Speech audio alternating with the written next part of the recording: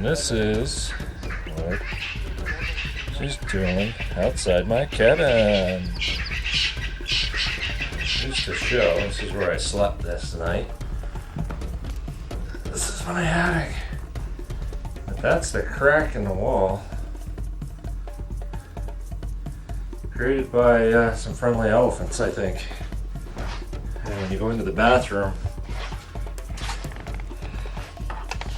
that's all broken on the pavement.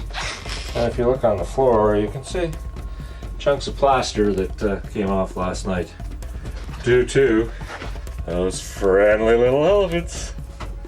Scared the ever-loving shit out of me. Goddamn things. They cracked that whole beam open.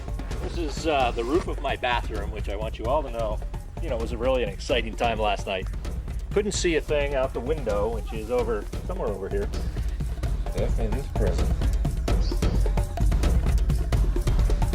That's what she did to the back of my cabin.